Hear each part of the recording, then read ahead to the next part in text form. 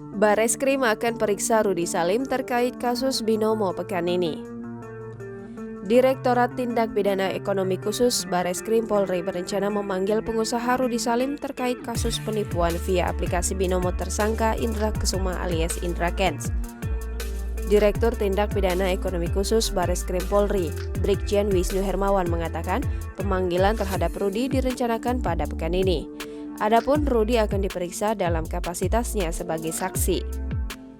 Kendati demikian, Wisnu belum memberikan informasi lebih lanjut terkait rencana pemeriksaan tersebut. Dalam kasus itu, polisi telah memeriksa pacar dan adik Indra Kents sebagai saksi guna menelusuri aliran dana terkait aplikasi Binomo. Polisi juga sudah menjadwalkan pemeriksaan kepada calon mertua Indra Kents berinisial RP terkait perkara itu.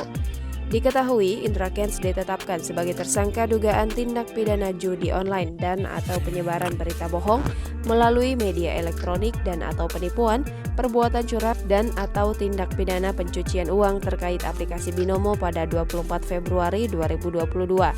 Atas perbuatannya, Indra terancam kurungan 20 tahun penjara. Penyidik telah melakukan tracing atau melacak aset Indra Kents dalam perkara itu. Hingga saat ini ada mobil Tesla, mobil Ferrari, serta 3 rumah di kawasan Medan, Sumatera Utara. Jangan lupa subscribe, share, komen, dan like ya!